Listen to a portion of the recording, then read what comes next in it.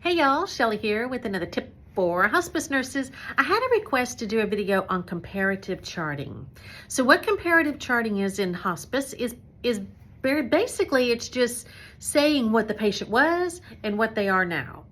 On admit, they were like this, and now they look like this. It's a really good way to show decline, especially in somebody that's not really like declining by the numbers, but they are declining, but we can show it the more subtle decline through comparative documentation.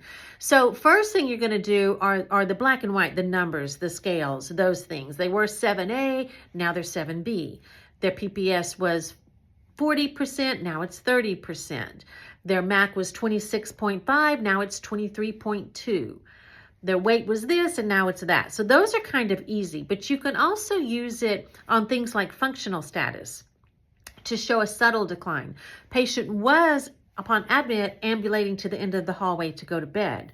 Patient now only able to ambulate halfway down the hallway, required the chair to be placed at the halfway point so that patient can sit down and rest. Generally takes 10 to 15 minutes to recover before patient is able to ambulate the rest of the way down the hallway to go to bed. So you're still an ambulatory patient, but you're showing decline related to their ambulation.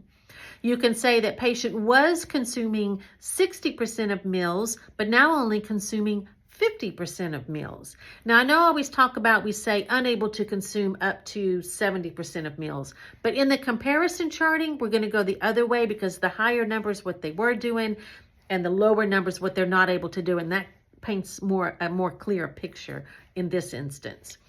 You can also say patient was eating regular food, now requires soft chop foods because of progressively worsening weakness. Patient is just too weak to chew food properly. Patient was taking a shower, now has to take a bath or requires shower chair or whatever is different in their AM care, that they're still in the shower, but what is a little bit different about it? So this is a really great way to show decline. Now, I don't do this every nurse's note for sure, but I will do it in IDT if I've noted something that's changed over the 14 days, but definitely you want to do this in your Recert note. Now, it gets really hard to keep up with all of this. You can look back over the 90 days or even the 60 days, but that's a lot of records to go through to try and find the stuff to compare. So I use this Recert jot note, I call it. It's just something I made. It's on a Word document. I'm going to try and put it up here. If it comes up here, you can see what I'm talking about. Hopefully I'm able to do that. But this is the same one I use on every single patient. At the top, I put their demographics. At the top, I put what they're on hospice for, their secondary comorbid conditions. Then I put their demographics, where they're leaving, and then everything else is listed down. Everything that on admit's in black. And then as I change it, I do it in red. Now, every single visit, if I note a change or something different, I take that 30 seconds to go make that change on my jot note. That I keep it, if I have a tablet, I keep it in the notes section on my tablet. I make it really quick. It just takes a second.